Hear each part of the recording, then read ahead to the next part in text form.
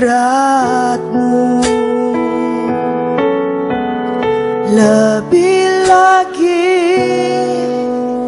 Lebih lagi menikmati kemuliaan-Mu.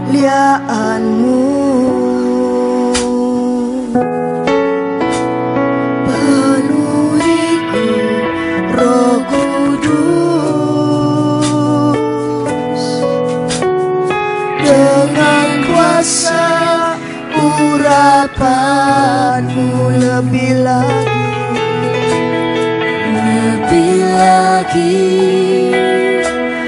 Lebih lagi sampai Roh-Mu menguasaiku.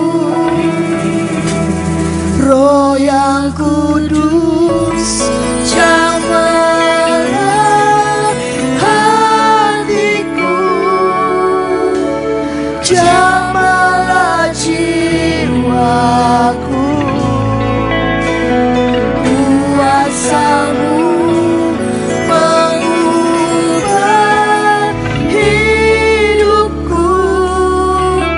Ku dipenuhi kuasa Roh Kudus yang menuntun hidupku menjadi sempurna, penuh kemuliaan.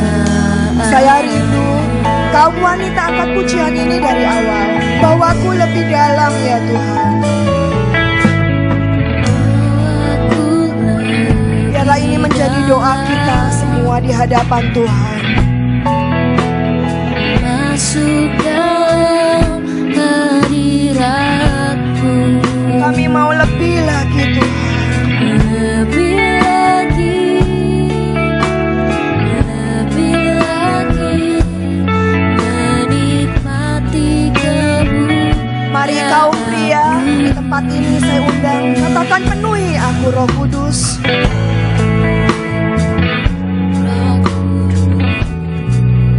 Dengan kuasa urapan. Kami mau lebih lagi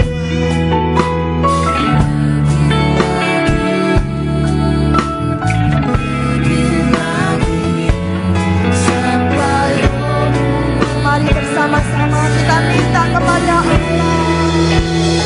Roh yang kudus jamahlah hatiku,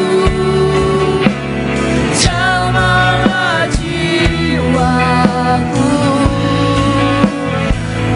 Kuasa-Mu mengubah hidupku.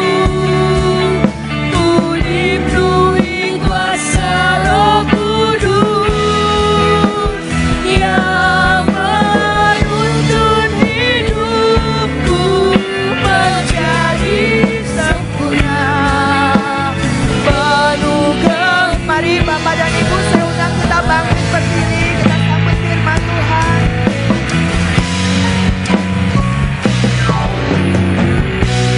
Jamahlah hatiku, jamahlah jiwaku Tuhan.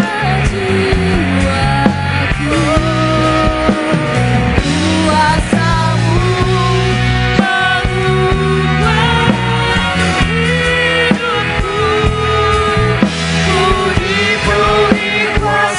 Roh Kudus yang menuntun hidupku menjadi sempurna, penuh kemuliaan.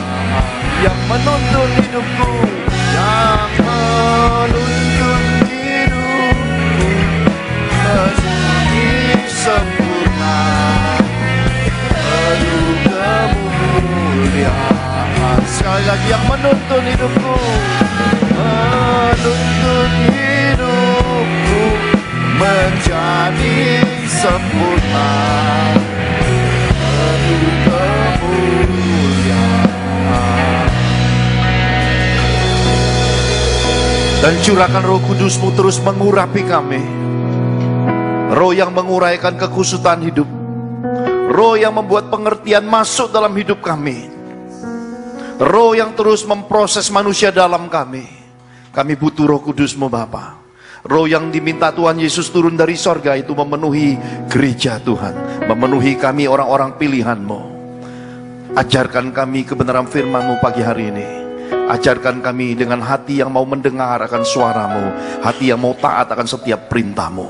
Beri kami hati yang lembut dan berkati kami semua. Di dalam nama Tuhan Yesus Kristus kami telah berdoa dan mengucap syukur.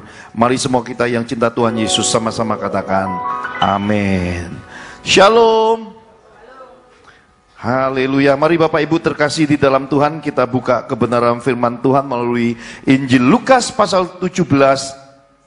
Injil Lukas pasal 17 kita mau baca mulai ayat 11 sampai yang ke-19. Injil Lukas pasal 17 mulai ayat yang ke-11 sampai yang ke-19. Demikian firman Tuhan. Dalam perjalanannya ke Yerusalem, Yesus menyusur perbatasan Samaria dan Galilea. Ketika ia memasuki suatu desa, datanglah 10 orang kusta menemui dia. Mereka tinggal berdiri agak jauh dan berteriak sama-sama, Yesus, Guru, kasihanilah kami. Lalu ia memandang mereka dan berkata sama-sama, pergilah, perlihatkanlah dirimu kepada imam-imam. Dan sementara mereka di tengah jalan, mereka menjadi tahir. Seorang dari mereka ketika melihat bahwa ia telah sembuh, kembali sambil memuliakan Allah dengan suara nyaring, lalu tersungkur di depan kaki Yesus dan mengucap syukur kepadanya. Orang itu adalah seorang Samaria. Lalu Yesus berkata, sama-sama, bukankah ke-10 orang tadi semuanya telah menjadi tahir? Di manakah yang 9 orang itu? Tidak adakah di antara mereka yang kembali untuk memuliakan Allah selain daripada orang asing ini? Lalu ia berkata kepada orang itu, berdirilah dan pergilah, imanmu telah menyelamatkan engkau. Sama-sama kita katakan amin. Tema firman Tuhan hari ini adalah hidup dalam kehendak Tuhan. Hal pertama, melalui kitab suci kita belajar tentang 10 orang kusta. Semua kita ada masalah. Tidak ada siapapun yang hidup di muka bumi ini, tidak ada masalah. Semua kita ada pergumulannya masing-masing. Hal pertama yang diingatkan oleh kitab Injil ini adalah Tuhan mendengar dan menjawab doa kita. Amin. Apapun persoalan hidupmu, Tuhan sanggup menolong engkau. Apapun yang engkau butuhkan, Tuhan sanggup menyediakan, bahkan melimpahkan kasih karunia-Nya bagimu. Kitab suci mengajarkan kepada kita 10 orang kusta ini dikatakan berdiri agak jauh. Kenapa 10 orang kusta ini berdiri agak jauh? Karena pada masa itu penyakit kusta dianggap penyakit kutuk dalam kehidupan. Akan dikucilkan, diasingkan, dan ditakuti orang-orang yang sehat. Karena dianggap penyakit menular. Bagaimanakah kita bisa memahami keadaan penyakit kusta ini? Penyakit kusta itu sudah tentu kita pahami membawa kehancuran anggota tubuh, kebusukan, dan membawa kematian yang begitu cepat. Lalu Pak Pendeta, kami bisa memahami kitab suci cepat bagaimana? Bahkankah kita baru melewati masa pandemi COVID-19? Roh maut ada sekitar kita, dan kita tidak tahu siapa yang bawa roh maut. Tapi yang pasti selama tapi begitu masa pandemi COVID-19, begitu orang dekat kita ngasih tangan, kita langsung shalom. Ya tak? Terus nyodor, kita terus mundur. Kenapa? Karena kita takut roh mautnya pindah. Dan kalau orang batuk, batuk, kita langsung curiga. Jangan-jangan ini bawa roh maut. Hari ini pandemi COVID-19 sudah hilang. Jadi kalau ada orang batuk kita anggap biasa. Seperti itu juga masa itu 10 orang kusta ini tidak berani dekat ketika semua orang mengerumuni Yesus. Ketika murid-murid berjalan bersama Yesus, kitab suci berkata, mereka berdiri agak jauh. Kata agak itu mungkin ya, sangat jauh. Kenapa? Mereka takut dekat orang-orang sehat, karena orang-orang sehat memandang mereka dengan ketakutan dan merasa mungkin jijik. Karena kan busuk-busuk kalau kena kusta. Bagaimana mungkin orang yang sakitnya penuh penderitaan, putus asa, kok bisa berteriak-teriak, Yesus tolonglah kami, tahirkan kami. Mungkin suara itu di tengah kebisingan keramaian itu, sayup-sayup terdengar. Dan ini tidak sesuai dengan keadaan gereja modern yang penuh dengan teologi, teori, bagaimanakah doa yang efektif. Jurus jitu, doa dijawab Tuhan. Ya.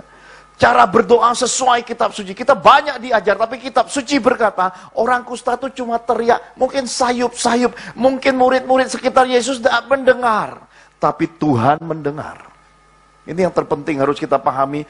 Iman kita harus mencapai suatu kepercayaan segenap hati bahwa Yesus itu sanggup mendengar doamu bagaimanapun, dimanapun, kapanpun, dalam keadaan apapun kau berdoa, Tuhan mendengar. Kenapa? Karena dia Bapa yang baik. Dan dia penuh kuasa, kedaulatan seluruh bumi ini, semua makhluk hidup di bawah kedaulatannya. Jadi, nggak perlu mikirin kalau doa itu Tuhan jawab nggak ya. Mesti indah-indah nggak ngucapin doa ya. Nggak perlu. Doalah dengan segenap hati. Doalah dengan kesanggupanmu. Nggak usah niru saudara seiman, apalagi hamba-hamba Tuhan yang kalau bermazmur manis banget, kalau nyanyi manis banget. Kalau kita ngikuti mereka, kapan kita bisa berdoa?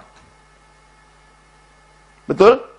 Kalau mereka menyanyi, memuji, menyembah, wah burung-burung menari. Tapi kalau kita memuji, menyembah, cecak juga jatuh dari langit-langit. Kalau kita bandingkan seperti itu, kita sedang mengecilkan diri kita. Dan kita menganggap bahwa Tuhan itu sudah bawa banyak batasan-batasan, apalagi mungkin, oh dia kalau di gerejanya mic-nya bagus, sound systemnya bagus loh. Kita kok biasa. Loh kalau Tuhan memandang semua gereja isinya fasilitas dan kasta-kasta, ya dia bukan Tuhan yang penuh kasih lagi. Yesus itu, kitab suci berkata, dia berjalan berkeliling, dia dipanggil rabi, dia sekolah, menyelesaikan tugas panggilan kewajibannya sebagai seorang Israel, seorang Yahudi. Dia dipanggil rabi, dia boleh mengajar di dalam sinagog saat itu. Kenapa? Karena dia punya titel pendidikan, tetapi dia melampaui semua itu. Kenapa? Karena dia tidak hanya memberi pengertian di balik hukum-hukum Tuhan dan Taurat. Dia memanifestasikan hukum-hukum itu jadi kenyataan. Amin. Orang kerasukan setan, setan-setan takluk keluar. Orang sakit disembuhkan, orang kusta ditahirkan, bahkan orang mati dibangkitkan. Tuhan kita itu, sama-sama katakan, luar biasa. Coba lihat kiri kananmu. Bagaimana cara ngomongnya? Yesusku luar biasa. Yang sebelah mandang kamu, oh punya luar biasa, ngomongnya kok biasa ya. Ngomonglah, Tuhanku luar biasa, gitu loh. Kenapa sih sekali-sekali mengeluarkan ekspresi depan istri, depan suami kok malu-malu kucing gitu? Coba bangkit berdiri semua Bapak Ibu terkasih dalam Tuhan. Kok gitu aja malu-malu? Hadap-hadapan cari teman satu. Nah gitu dong. Cari teman. Sebelum ngomong, ya, ini kalau udah diajak lihat-lihat ada temen, ya, udah ramai duluan nih. Lihat matanya, pandang matanya, katakan gantian. Yang ngomong siapa tentukan? Yesusku luar biasa. Nah, gantian sekarang, gantian. Gantian yang satunya ngomong, ayo, balas. 1, 2, 3. Sama-sama katakan saling pandang, Yesus menjawab doaku. Tanya sama-sama, kamu doa apa emangnya? Silakan duduk. Ini hari khotbah yang berbeda. Amin. Supaya kita rileks. Sama Tuhan tuh nggak usah tegang-tegang. Ya, nggak usah super serius. Ya, sampai kayak orang di hidup udah serius. Bertetanggaan juga ngalami persoalan serius.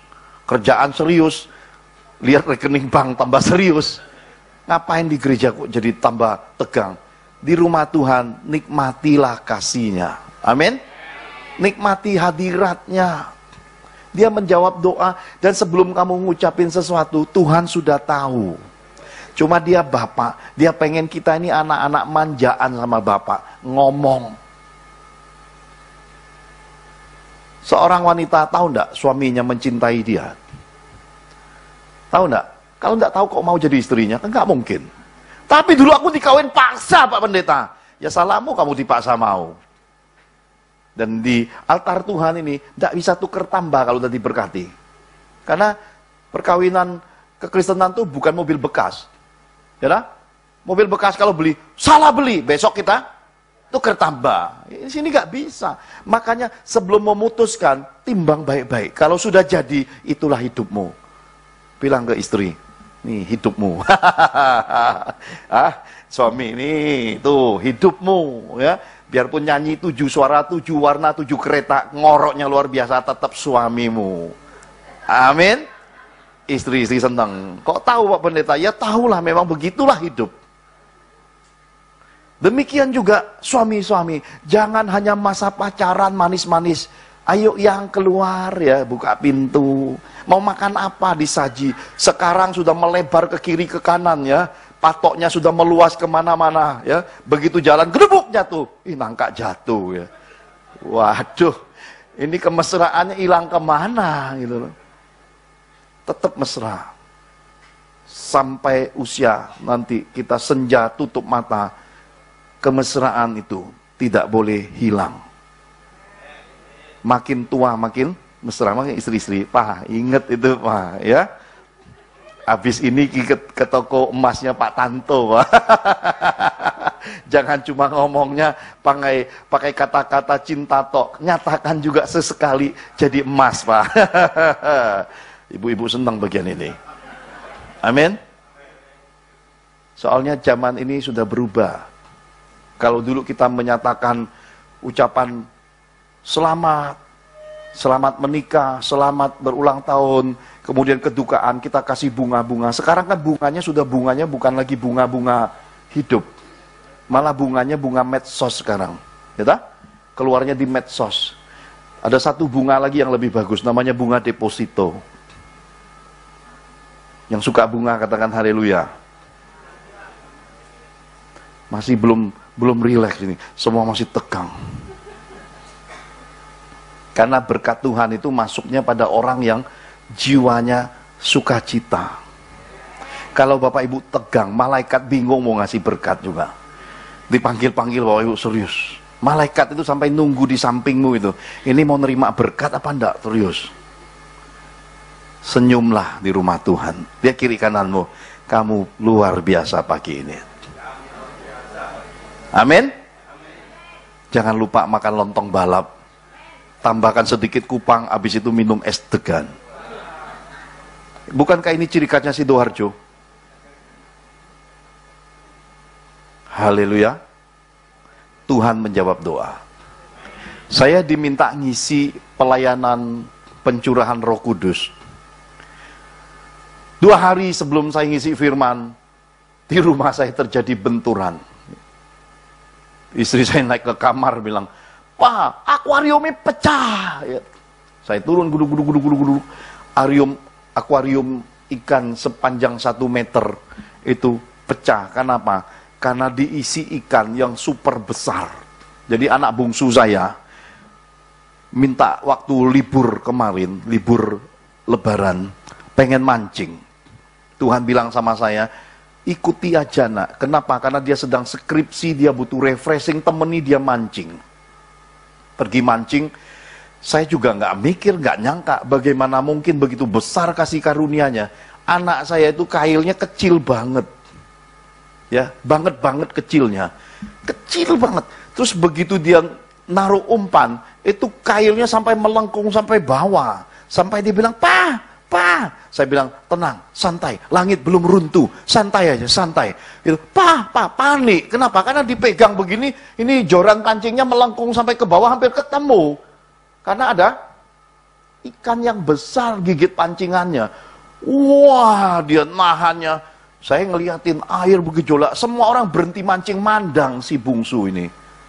Ngeliatin dia. Dan akhirnya muncul ikannya besar sekali, seekor ikan patin sepanjang mimbar ini. Dan begitu dia angkat, setelah diserok dibawa naik, saya sempat mikir, kok mau ikan patin makan kail sekecil itu kok tidak lepas? Seluruh pemancing itu sudah nunggu berminggu-minggu ngarepin ikan patin, malah si bungsu ini nggak pernah ngarepin apa-apa, kok makan ikannya. Nah, ikannya masih hidup. Sama si bungsu anak saya ini dibawa pulang, dikasih ke engkongnya, dipelihara di akuarium. Karena akuariumnya semeter itu masih termasuk kecil, diseruduk, pecah. Bocor airnya. Jadi waktu saya mau melayani pencurahan Roh Kudus di minggu lalu, saya duduk lagi pujian penyembahan itu, saya kepikiran, nyari akuarium di mana? Dan saya ini banyak ngalami perjalanan pelayanan bangkir sepanjang Mei ini. Kenapa? Banyak sekali pelayanan memberi, dimintai uang, ya, mau diutangi. Banyak sekali pelayanan bulan ini. Saya ini bukan hanya hamba Tuhan, tapi bangkir juga. Kenapa? Orang datang minta duit, orang datang minjem duit. Dia lupa saya ini pendeta. Ya, tapi ya saya layani sesuai dengan tuntunan Roh Kudus. Maka saya duduk sambil muji nyembah, ini otak sambil mikir, akuarium itu cukup lumayan mahal kalau bikin baru. Kalau beli bekas juga masih lumayan karena ukurannya meteran. Ya. Akhirnya saya putuskan waktu itu bikin rak akuarium 2 susun, beli besinya, yang ngelas itu staf lingkungan kami, kebetulan pengurus RW, saya ini ketua RW, jadi yang ngelas ini lulusan Jerman. Kebayang nggak? Saya beli besinya, batangan sikunya dipotong sudah sama dia. Pak Johan yang ngatur jadi arsiteknya, saya yang ngelas. Yang ngelas nih lulusan Jerman, ya, supaya hemat dan berhikmat. Ongkos kecil dapatnya yang terbaik. Yang ngatur arsiteknya adalah pendeta. Yang ngelasnya lulusan Jerman, hasilnya bengkak-bengkok. Bukan bidangnya kok, dia ngelas, dia juga sampai geleng-geleng kepala. Kok bisa bengkok? Saya bilang, saya lebih geleng kepala, sudah diukur, sudah dipotong sesuai ukuran bengkok. Karena kita ndak ahli di bidangnya. Nangkep dah? Tapi biar bengkok-bengkok, tetap kita bilang itu terbaik. Amin? Coba lihat istri. Coba lihat istri, lihat bibirnya. Meskipun dower-dower, itu paling seksi di dalam hidup. Amin? Kok pagi ini banyak nyentuh urusan suami istri. Apa bapak ibu pagi ini sudah sarapan? Coba lihat suami. Nah, jadikanlah sarapan pagi adalah momen paling mesra berkeluarga. Amin? 1 telur bagi berdua.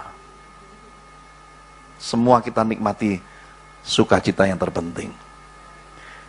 Lagi muji nyembah, Tuhan bilang sama saya gini, nak, saya bilang, iya Tuhan, belilah akuarium 400.000 itu.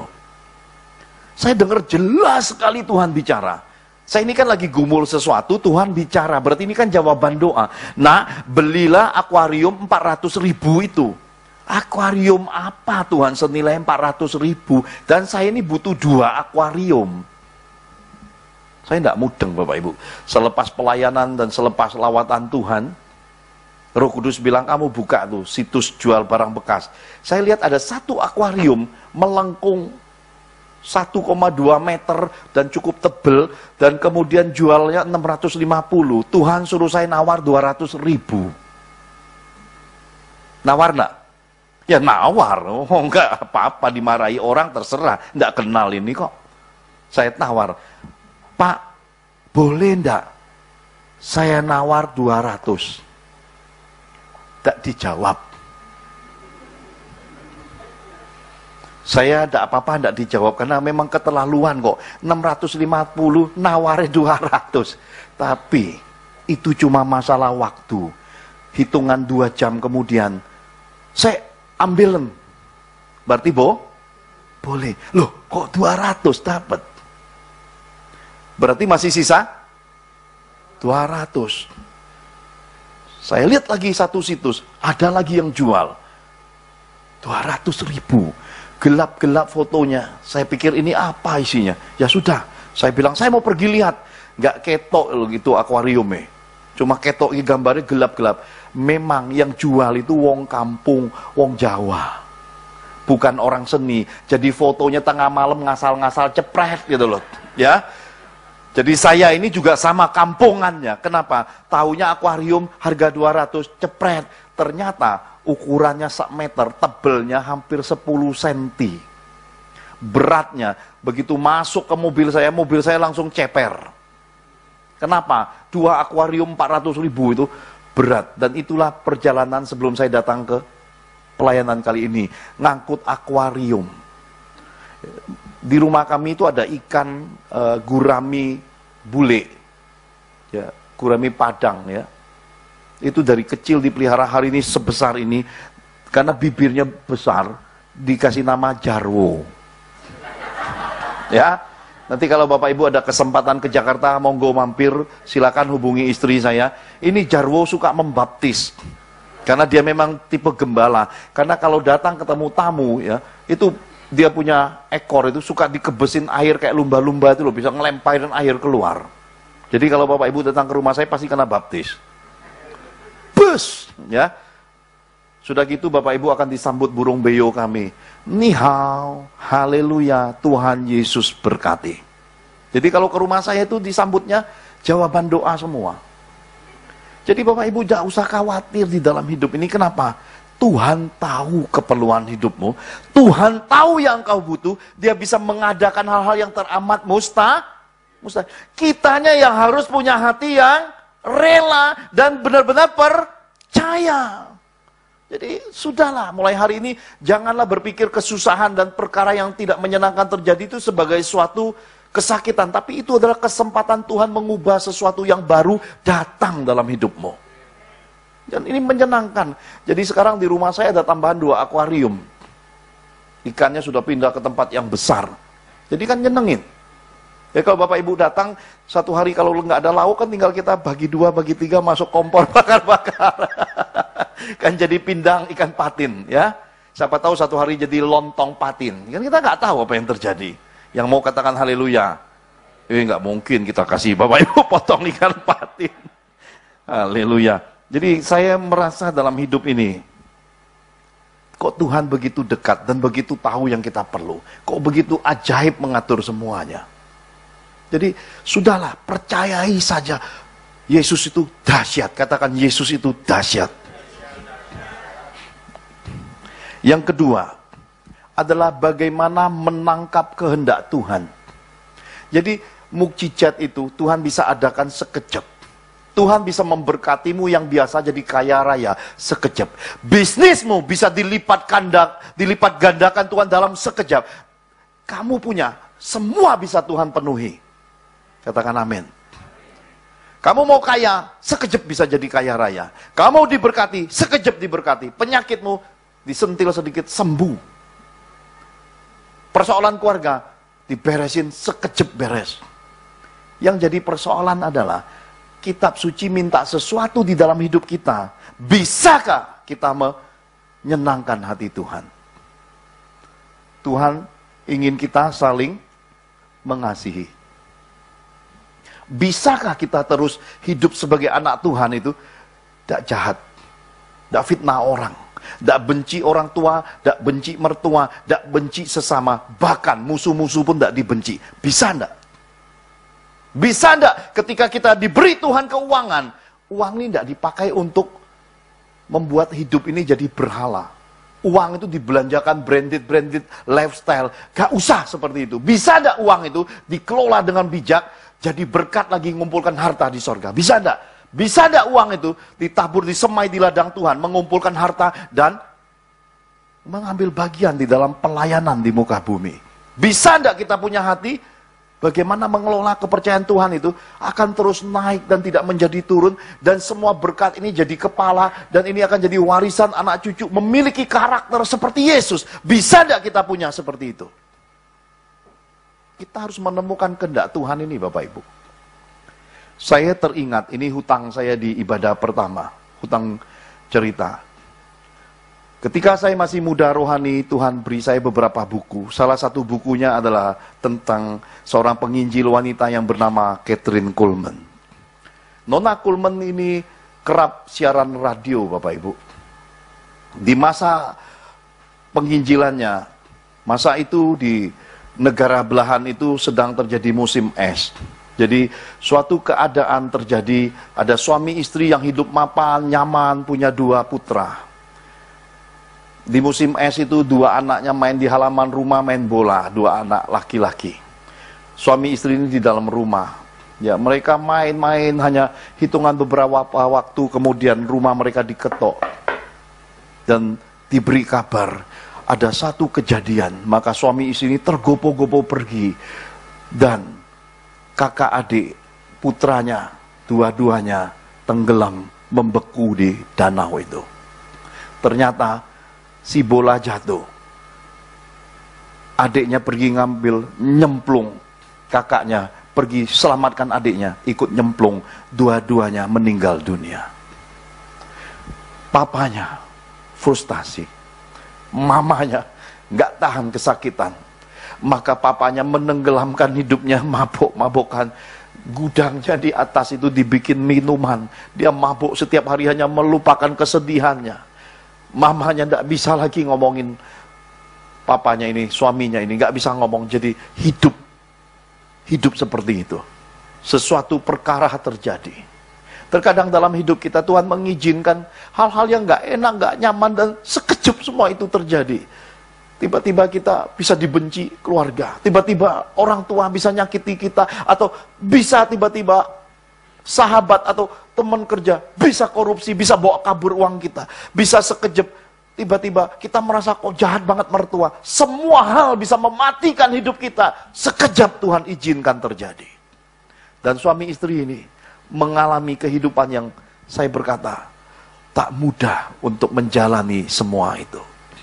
Sampai suatu hari, masa itu masih ada Pak Pos, Bapak Ibu, kelentingan-kelentingan, cingkring-cing-cing, pos ngantar.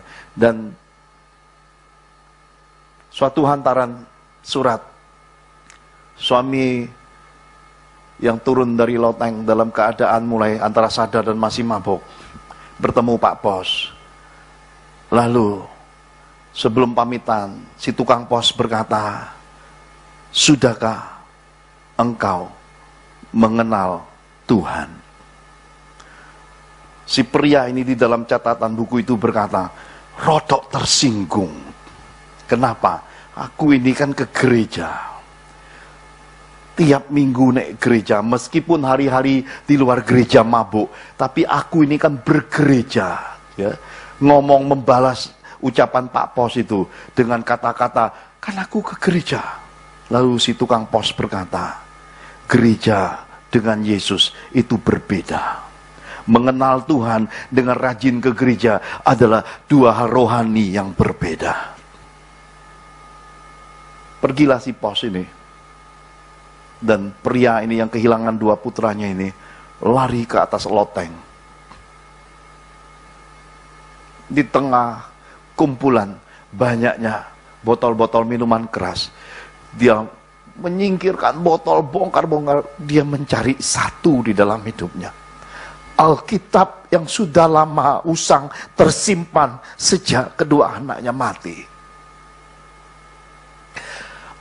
Umat Tuhan, Tuhan ingatkan, jangan sering datang ke gereja, jangan rajin pergi ke gereja, tapi engkau tidak pernah renungkan firman.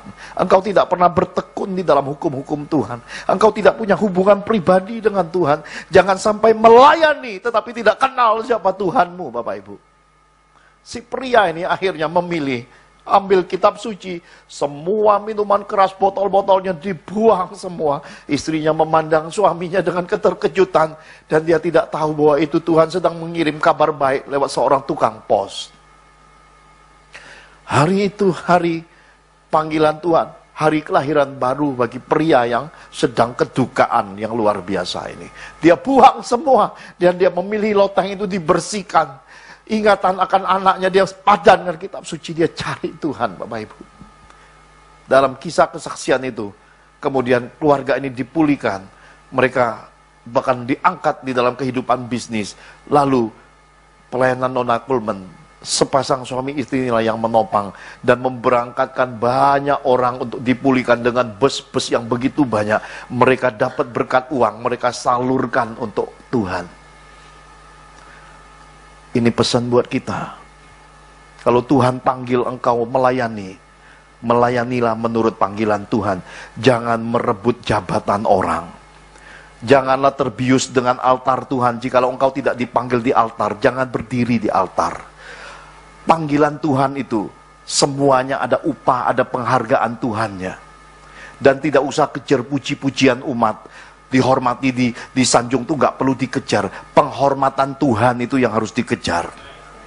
Dan ini Tuhan ingatkan untuk kita menemukan kehendak Tuhan.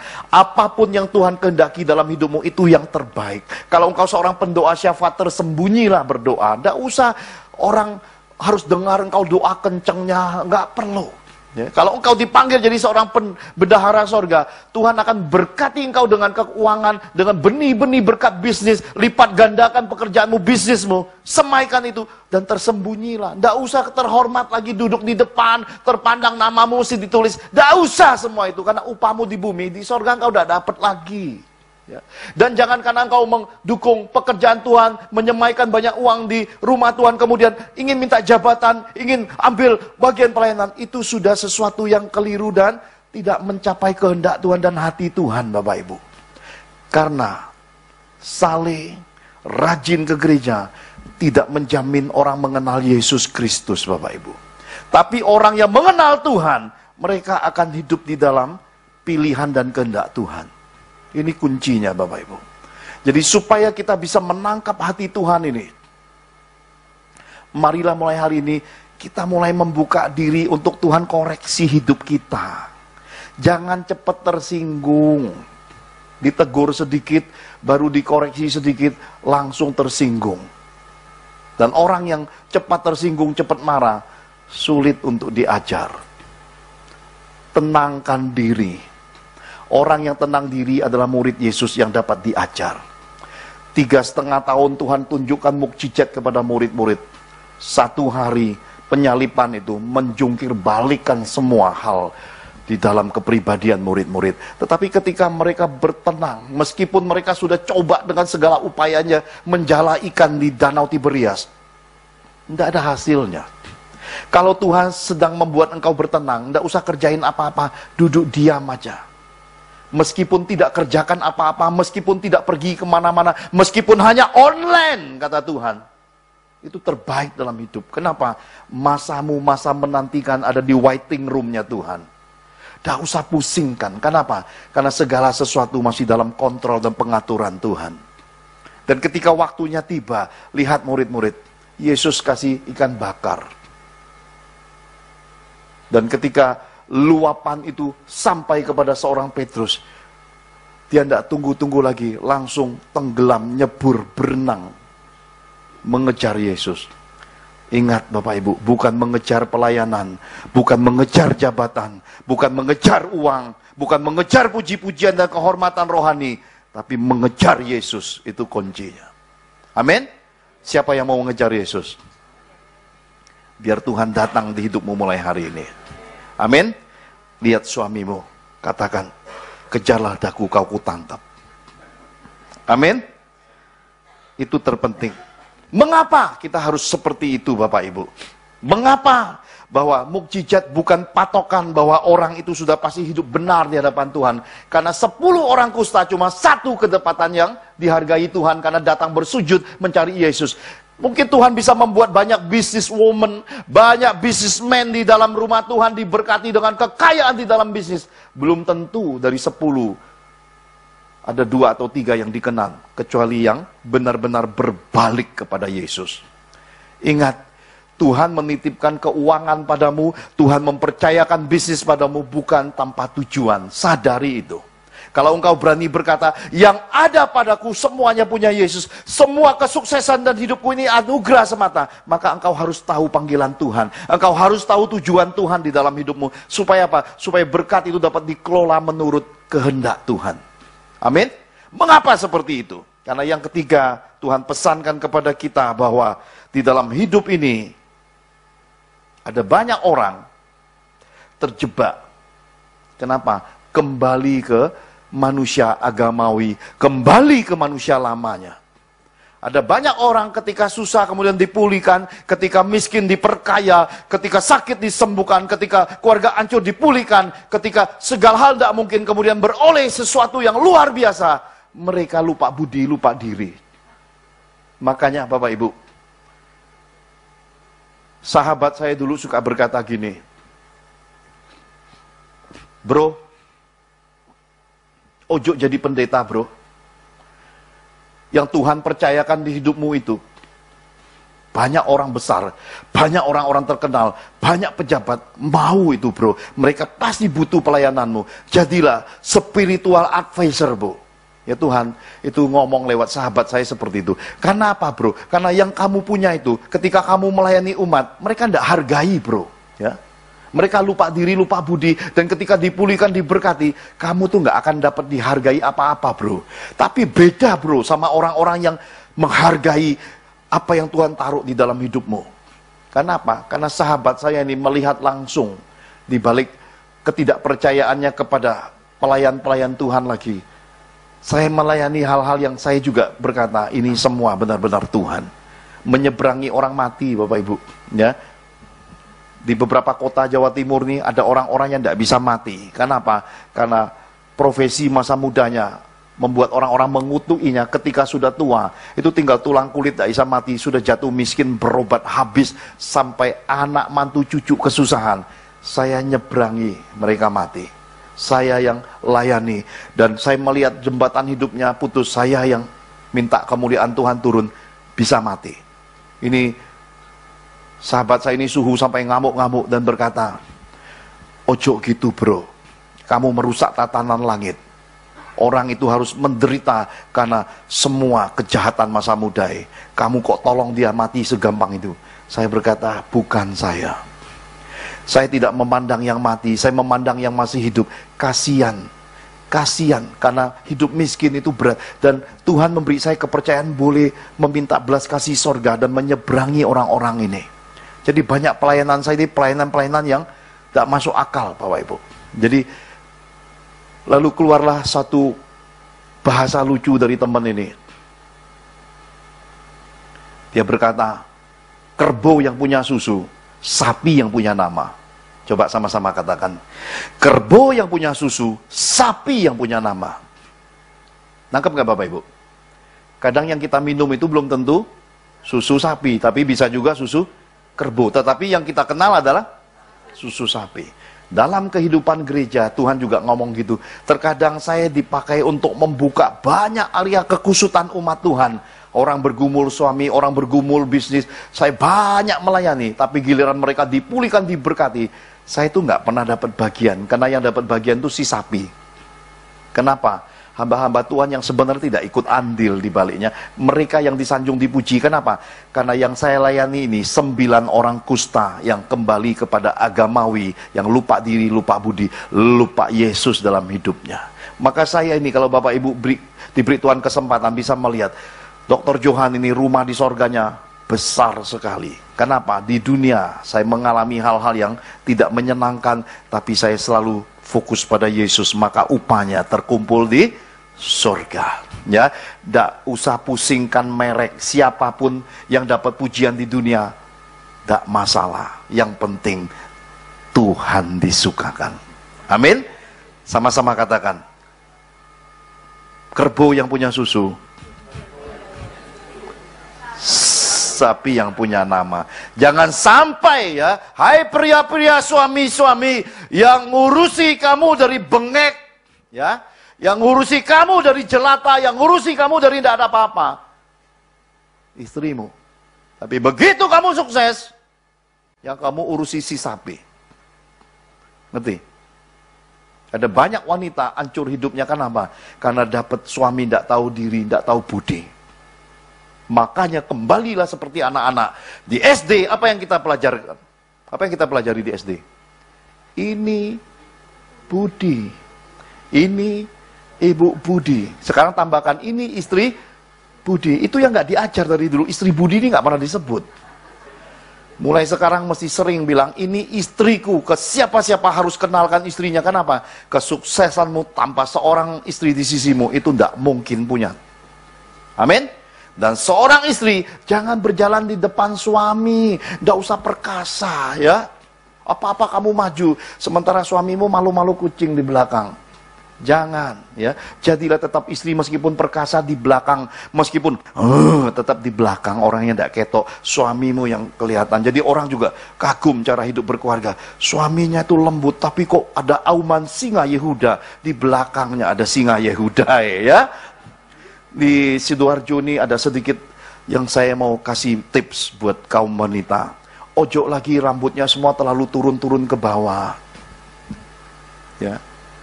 Sekali-sekali keriting singa Yehuda berdiri kan. Amin. Kenapa? Kalau kamu di belakang suamimu, ndak ketok mukanya, minimal rambutnya ketok di belakang. Amin. Saya ini kemarin sampai ke Surabaya sama konco saya diajak salon. Ketemu tukang salon baru. Dia berkata, umur berapa ya Pak? Oh, saya setengah abad lebih. Waduh, kagum saya Pak. Dia belai rambut saya. Kenapa kagum? Bapak usia gini rambutnya masih lebat. Terus, kok enggak ketok ubannya Pak? Saya bilang, ya sudah begini. Ini enggak disemir Pak, enggak, ini asli kok, saya bilang. Saya ini 100% asli, enggak ada tambelan atau semiran. Ini asli. Dia mau potong apa Pak? Menurut mau potong apa yang baik? Saya sesuaikan muka bapaknya jadinya gini. Ya. Makanya kalau orang ganteng di apapun kelihatannya ganteng. Ya, kalau jelek mau disemir kayak apapun kelihatannya jelek. Maka plak. Ini murah loh. Saya potong rambut ini murah banget. Sampai konco saya kagum. Saya puji-puji meskipun hasilnya berbeda. Saya bilang, kamu awet muda ya. Pujian saya bagi sedikit ke dia. Dia senang banget, akhirnya dia ke kasir ikut bayar. Ya. Termasuk saya punya dibayar sama dia. Ya, kenapa? Karena saya puji-puji dan dia baik hati dan dia makin diberkati. Saya menyenangkan Tuhan karena tidak ambil pujian sendiri, semuanya dibagi-bagi. Demikianlah berkat harus dibagi-bagi. Amin. Mulai hari ini, marilah belajar untuk saling mengasihi. Mulailah punya hati, kalau Tuhan memberkati engkau di pekerjaanmu, di bisnismu di luar sana, sekali waktu datanglah bawa berkat untuk sesamamu. Mungkin berupa makanan, cemilan, apapun yang menjadi kebersamaan. Mari tumbuh bersama keluarga di dalam Tuhan. Amin. Siapa yang mau? Yang mau, mari bangkit berdiri. Sama-sama kita akan minta benih-benih Tuhan. Kita akan minta apa yang Tuhan ingin berkati kita hari ini tercurah masuk dalam pekerjaan kita, dalam bisnis kita, dalam keluarga kita, mengisi berangkas kita, mengisi rekening-rekening bank kita. Rasul Yohanes berkata, Tuhan mencari para penyembah. Para penyembah itu tidak tangan kosong kalau datang ke Tuhan. Kalau kita mau melayani, kita perlu 3 hal. Dana, daya, dan doa. Dana bicara tentang perbekalan melayani. Bisa berupa uang, bisa berupa talenta. Daya bicara diri kita, bicara sesama kita, orang-orang yang mau melayani. Doa bicara hubungan pribadi dengan Tuhan. Amin.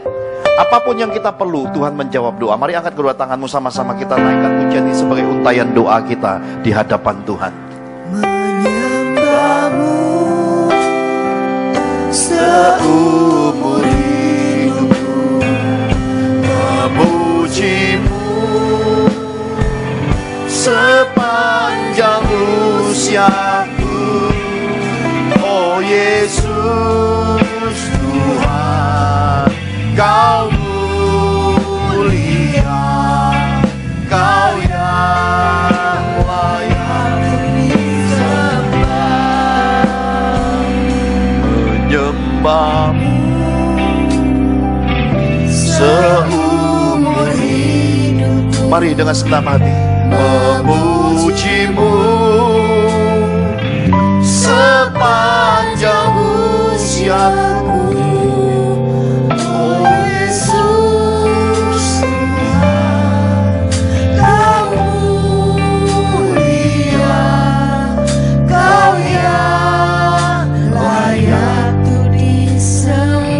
Jemaat saja menyembah-Mu, menyembah-Mu seumur hidup. Hadir di tengah-tengah kami Bapa. Memuji-Mu Ketika umat-Mu menyembah, mengangkat tangan, buka gudang perbekalan sorga-Mu. Oh Yesus, Kirim malaikat-malaikat penghantar apa yang menjadi benih-benih yang diperlukan kami semua. mulia Kau yang layak disembah. Sekali lagi sama-sama menyembah-Mu, menyembah-Mu seumur hidupku, memuji-Mu sepanjang usiaku. Oh Yesus Tuhan, Kau mulia, Kau layak disembah. Engkau lihat tangan-tangan yang terangkat. Firman-Mu berkata Engkau menjawab doa kami. Ini kami anak-anak-Mu, segala yang kami perlu bahkan yang tidak bisa kami ucapkan dengan kata. Engkau Bapa yang baik, Engkau akan menyediakan, Engkau akan menyatakan kasih-Mu kepada kami mulai hari ini. Ketika firman-Mu Kau perdengarkan, yang sakit akan disembuhkan, berbeban berat Kau beri kelegaan, pintu-pintu berkat terobosan Kau buka, pulihkan keluarga-keluarga, dan jadikan anak-anak-Mu orang-orang besar-Mu di generasi akhir zaman ini, orang-orang kenamaan, orang-orang yang dipercaya mengelola keuangan yang besar, orang-orang yang akan duduk di bangku-bangku kehormatan, menjadi orang-orang yang mengambil keputusan atas bangsa, atas keluarga, atas gereja-gereja Tuhan, bahkan atas bisnis-bisnis yang ada di muka bumi dan di bangsa ini. Ini kami semua Tuhan, materaikan semua ini menurut kasih karunia, dalam otoritas Bapa, dalam kemuliaan Tuhan Yesus, dalam Roh Kudus-Mu, di dalam nama Tuhan Yesus. Angkat kedua tangan-Mu sama-sama menyembah-Mu. Haleluya. Saya serahkan pada hamba-Nya. Seumur hidupku memuji-Mu sepanjang usiaku. Oh Yesus Tuhan, Kau mulia, Kau yang layak disembah. Oh Yesus Tuhan, Kau mulia, Kau yang layak disembah. Oh Yesus Tuhan, Kau mulia, Kau yang layak disembah.